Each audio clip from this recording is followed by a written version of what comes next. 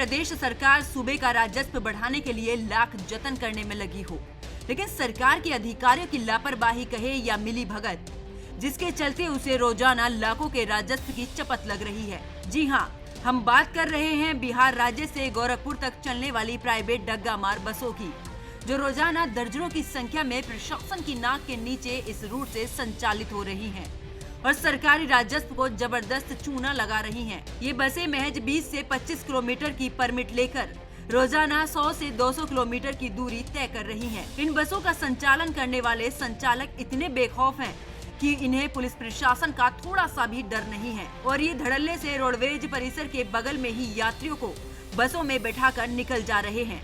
वहीं डग्गा मार बसों की असलियत के बारे में कुशीनगर के ARTO मोहम्मद अजीम से बात की गई तो उन्होंने कहा कि अगर बिना परमिट के ऐसी बसें पकड़ी जाती हैं तो उन पर कार्रवाई की जाती है।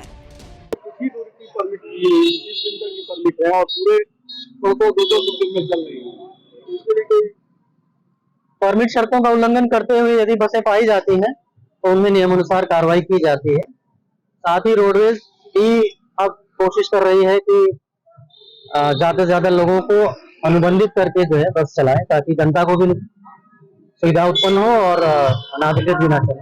इसके लिए परिवहन विभाग ने प्रयास किया।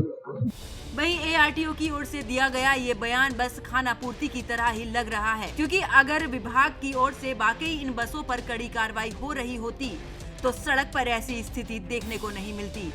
वहीं सड़क पर दौड़ रही ये डग्गा मार बसें न केवल लोगों की जिंदगी से खेल रही हैं, लेकिन इन बसों से रोडवेज बसों के रोजगार की भी आमदनी पर भी असर डला है। वहीं इसको लेकर जब रोडवेज कर्मचारी से बात की गई तो उसने डग्गा मार बसों और अधिकारियों के बीच के समझौते की पोल खोल दी।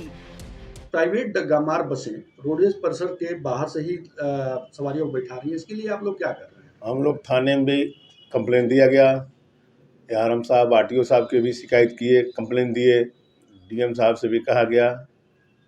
क्या हुआ? किसी दिन बंद हो जाते हैं, सब रुक जाते हैं और फिर चलाना शुरू कर देते हैं। क्यों ऐसा हो जाता है? कुछ मान लिया अधिकारी सब उसके विषय में सब। यातायात को सुव्यवस्थित रखने में यातायात पुलिस की एक बड़ी भूमिका होती है, लेकिन कुशीनगर की यातायात पुलिस अपनी इस भूमिका से मुक्त है। तभी तो यहाँ की सड़कों पर बसों को खड़ा करके ये बस चालक सवारी उठाते हैं और इन प्राइवेट डग्गा मार बसों पर किसी की नजर ही नहीं पड़ती। लगता है यहाँ का ARTO विभाग कुंभकर्णीय नींद सोया हुआ है और इसी के चलते इन बसों पर कोई रोकथाम नहीं लग पाई है। हालांकि रोडवेज कर्मी लगातार इस मामले में डग्गा मार बसों के खिलाफ कार्रवाई की मांग कर रहे हैं।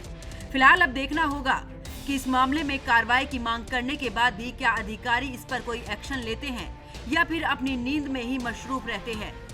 न्यूज वॉच इंडिया के लिए कुशीनगर से कृष्णा आनंद पाठक की रिपोर्ट।